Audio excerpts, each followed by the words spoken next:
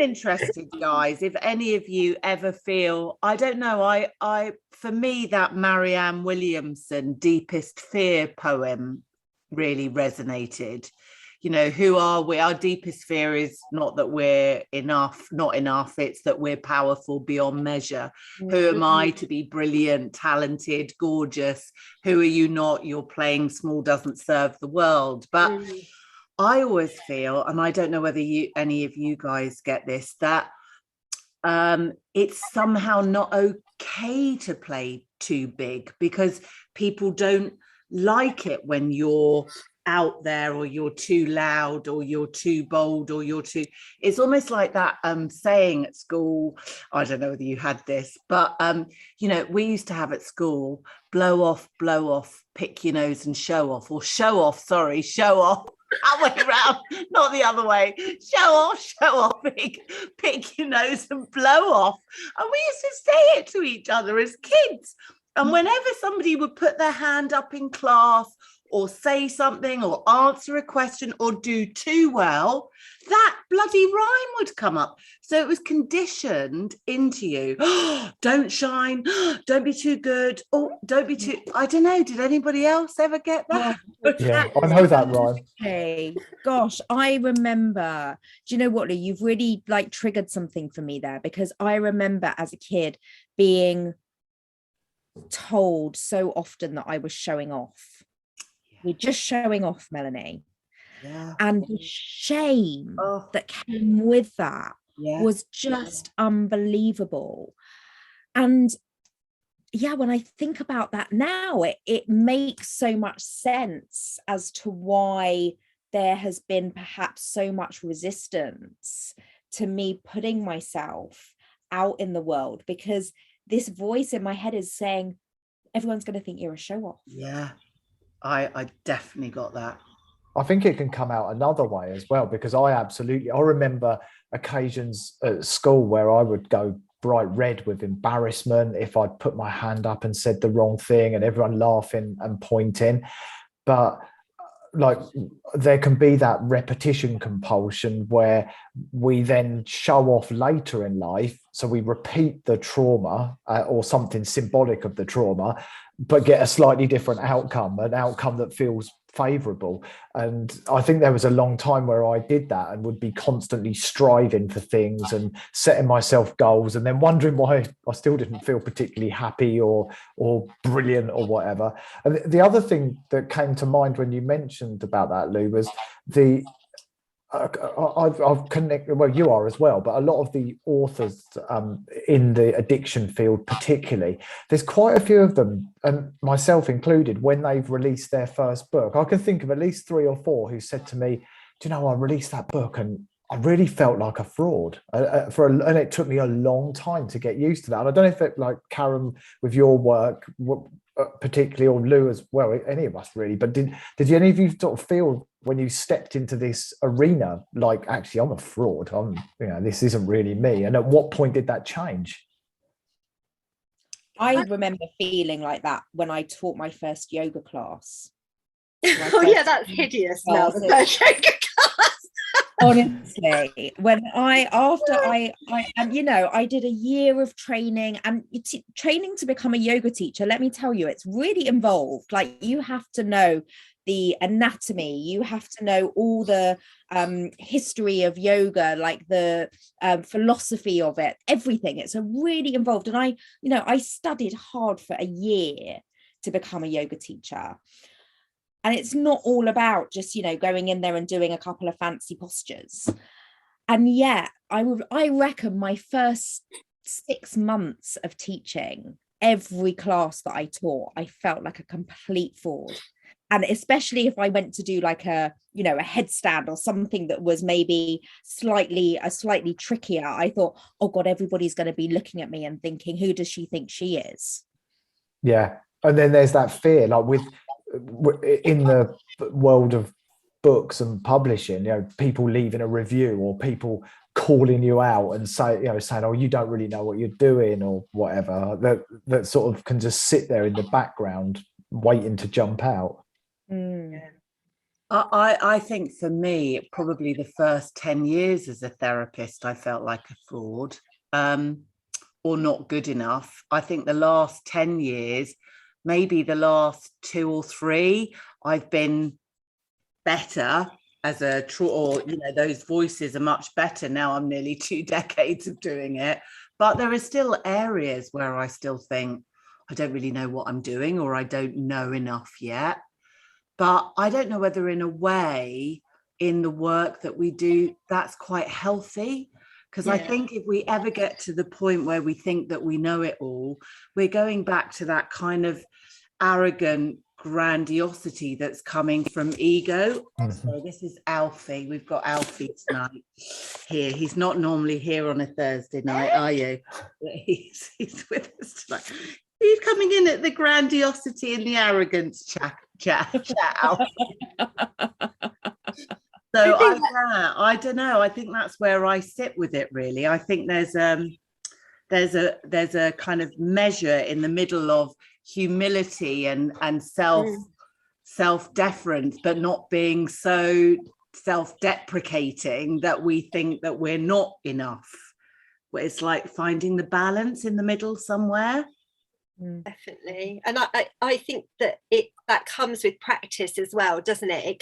The thing is, practice does, I'm not going to say perfect, but practice does make you feel more confident in your delivery. And definitely the first retreat I did, I was so nervous, and I wanted to feel like that I wasn't in charge. Do you know what I mean? Because that involved leadership, and like, oh my God, like, that just felt too much, that just felt like a really big thing. And I totally get that thing, Lou, between being too self-deprecating and too much humility, and I'm just as, we're all exactly the same, and then not stepping into that sort of I don't know what it is, that energy of holding space in a way that feels safe for people, because you have to be able to do that, and that does involve embracing all of you and being okay with being shiny and full of joy. Do you know what I mean? It's like those aspects of myself I can massively dumb down, but actually when I embody them,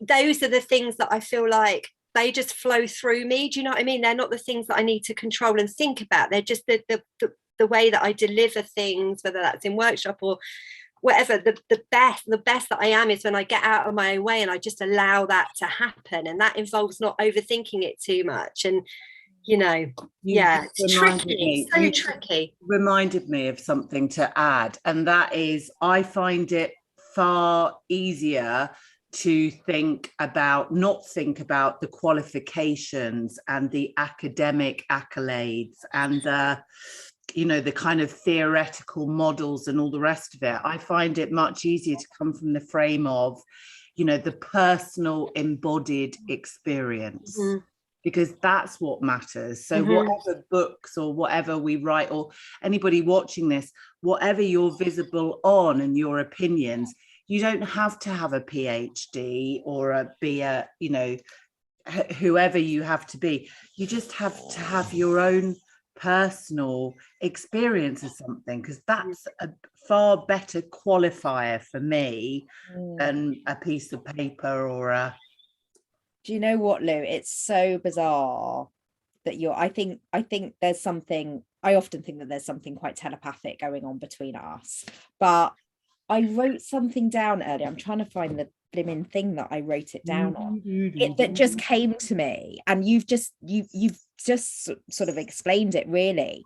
And something that came to me, and I think I was writing it down and thinking, oh, this would be a really good meme. So I'm not sure that I should be giving it away. But anyway, it just feels relevant to say it now, which is, knowledge is power, but experience is the true wisdom. Yes. And I think that one of the things that I've really embraced, and that I try to guide my clients into embracing, is that my uniqueness is my superpower. Nobody else is me. And that is what is so great about me, is that nobody else is me. And nobody else watching, nobody else is you. Nobody else is exactly you on the planet at the moment. So being you fully is your superpower. Absolutely, that's exactly right.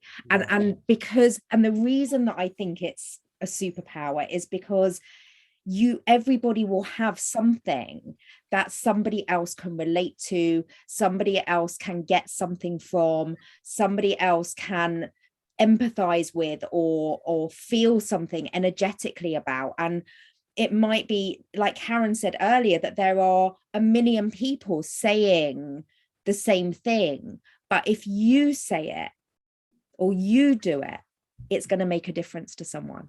Yeah. Very true. That's true. I think it's okay to, like, we spend a lot of time talking about the negative aspects, the things that caused us to behave in certain ways from our past, but it's also important, which is pretty much what you guys have just said, but it's just to say it really clearly, that it's okay to celebrate and pay attention to the things that we're good at, the gifts that we bring to the world, and you know, to shout about them if you want to shout about them, maybe not too loudly.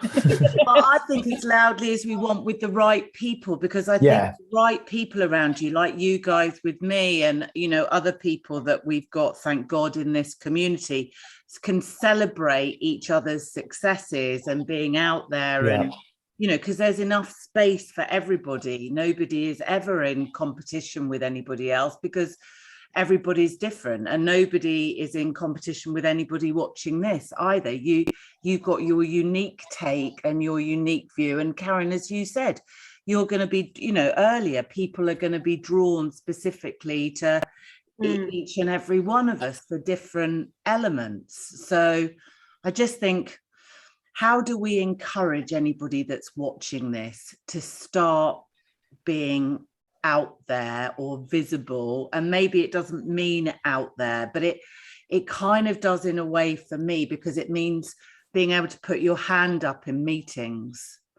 or being able to share a post on LinkedIn, which is a business network, you know, and most people have got a career or a job. Or it's about being seen in your local community a bit more. It's just about, isn't it, having that recognition of your face, being like, how do we start to encourage people to do that in small steps? I think for me, it's always come down to the quality of my self-talk. So, you know, firstly, uncovering the unconscious beliefs that I have about myself. The two most common unconscious beliefs in the whole world are, I am not enough and there is not enough.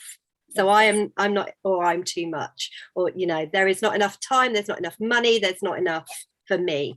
So that's where we're operating from. Yeah. The quality of our self-talk, you know, as a result of that, is often really poor. And so we have to really work on making that kinder, making that supportive, encouraging, and consistently having a dialogue with ourselves that we would have with somebody that we loved, you know, and rebuilding that relationship. So it always comes down to that disconnection from ourselves and the abusive relationship that we end up in with ourselves, and that repairing that and healing that is what leads us to make decisions that are in our own best interest. So whether that's, you know, we stop drinking, we stop taking drugs, we stop harming ourselves with food, we stop harming ourselves with relationships, we then feel able to put ourselves out there because we feel more whole, and we feel, you know, we feel better. But it goes in that order. I think it's like we have to go there, rebuild that, layer that on top of that, have a relationship with ourselves that is full of connection and compassion, and especially in those moments when we get it wrong. You know, it's very easy to be nice to ourselves when we're ticking all the boxes and we're getting nominated for awards and our book's out, and do you know what I mean, all of that stuff. It's easy to be like, oh yeah, go me, do you know what I mean? But it's when we get it wrong, what is the quality of our self-talk when we've said something ridiculous, or we feel really inadequate, or something awful's happened? What is the quality of our relationship with ourselves then, and how can we make that the best that it can be? And then everything comes from that, which is why I never even attempted to do this stuff, and would never be doing this stuff had that not happened. You know what I mean? And continues to happen. And I don't think it can happen the other way around. There's no shortcut to this, is there? And I think what you said earlier, Simon, if you put yourself out there too early, what can happen is that it can feel really overwhelming. And then where do you go from there when you've done it in a way that doesn't feel safe? Do you know what I mean? Or you know, that you've been too vulnerable too quickly. It comes back to that, I think. And I think with the self-talk, I think that's a brilliant point and absolutely really well put. I think that I've been practicing something called radical honesty for the best part of 2 years, which does what it says on the tin: no white lies, no bending the truth, no exaggerating. It doesn't mean telling everyone everything, but it means being honest. If somebody asks me something and I think it's inappropriate, then I need to tell them that. So I think you can actually make your own life a lot easier by just taking a vow with yourself to show up in the world and be radically honest, which actually makes the whole self-talk piece a lot easier, because very, very often that self-talk comes from something we've caused ourselves by not being truly authentic, not setting a boundary or whatever. And also I think kind of practicing like radical forgiveness as well, and kind of really working on that kindness and forgiveness. So that they would be my sort of three big ingredients, along with the negative self-talk, you know, honesty, forgiveness and kindness, that have really helped. And some people see forgiveness as a weakness, but I actually see it as a strength, because it's often the harder path to follow, and you're actually doing it for yourself most of the time, to actually make yourself lighter.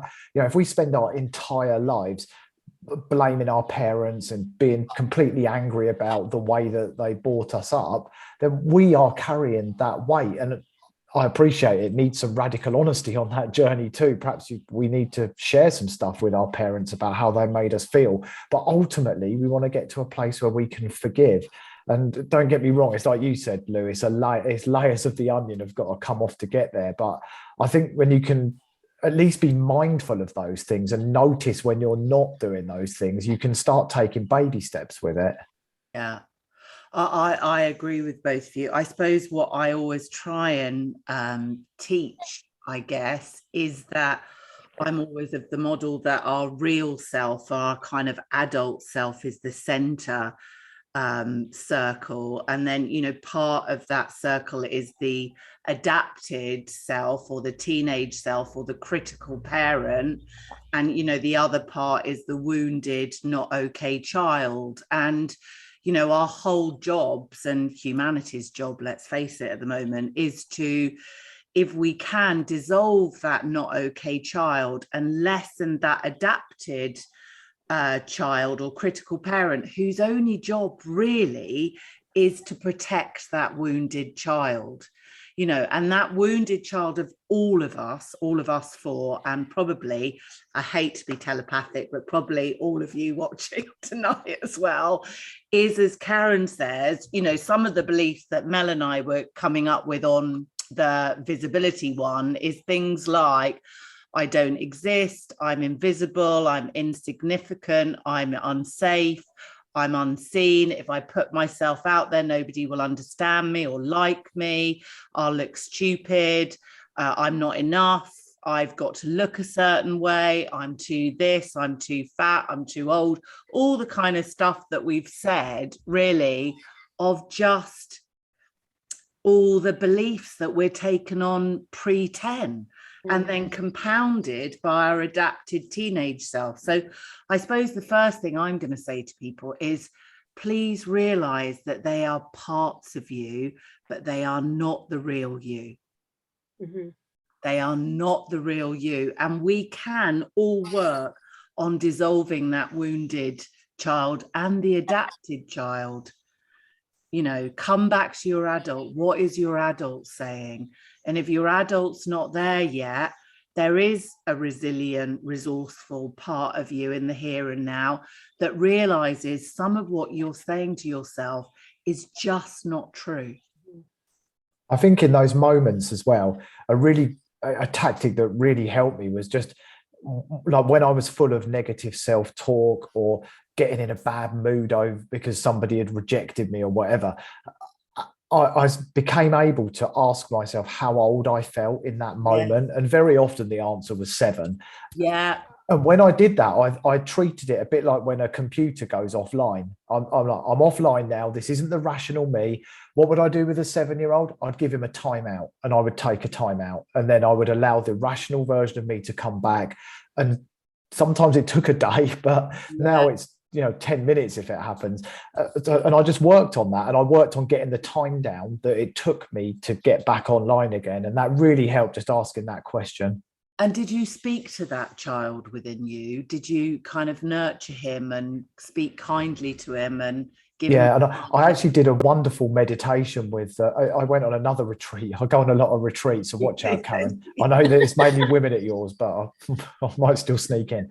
And we did this wonderful meditation and some tapping work as well, where I kind of found my inner child within my body. And when I found him in this visualization, he was cowering in the corner and he was cold and dark, and we made him safe. He lives in my stomach, and he's got a nice little bed now. And I often check in with him as well. It sounds a bit woo-woo, but no, it doesn't works sound for me. woo-woo at all. It's what we do. I do most of my clients most weeks. Absolutely. That really helped me. Just make him feel safe. Yeah, it is connecting to those parts. Mel, do you want to have the last word? We're coming up to the hour. Yeah, we are indeed. I think for me, it was the piece around understanding that what was inside of me is much more important than what's on the outside. And to what I want to say, I think, to everybody watching is that you have as much right to be seen and to shine and exist in this world as anybody else. And each of us, every single one of us, and I deeply, deeply believe this, every single one of us has gifts. We all have gifts. We're given them, whether they're, you believe in God or not, but we all have gifts. And to keep those gifts to ourselves would be a real shame. And I would just love for everybody watching this to get to the point where they are able, where they feel safe enough to be seen, to share their gift with the world. I agree. And I just want to say to anybody that's in the Trauma Thrivers community, if you're watching this in the Trauma Thrivers community, if you're not, please come and join us on Facebook. And if you are safe to be visible in this group. You can put your stuff out there, you can have a voice, you can show up, you can start to be seen. We don't even mind if you put videos in the group. This is our group, all of us, and we support your visibility, because I think we all know here how important it is and how difficult it is, and you've got a safe space. So show up, please. We'd love to hear more from you. And for tonight, just want to say a massive thank you to both of you for showing up the day before Christmas Eve. Oh, it's been a pleasure. Thank you, Lou. Well, yeah, thanks for having us. So lovely to have you. I just wish we could do more of them. And yeah, it's great to see you both. And thank you for being supporters of the group and for being out there and for all that you do. Yeah, we're very lucky. So we're going to go now off live, but just to say to you all, happy Christmas. Yes, absolutely. Whatever that means. Yeah, whatever. Yeah. And have a lovely one. And if you need any support in the group, please share. We're not going anywhere. And we'll hopefully see Karen and Simon next year. We'll grab them back in 2022. We will indeed. We will indeed. All right. Lots of love, everyone. Bye, everybody. Take care. Bye. Bye. Bye. Bye. Bye.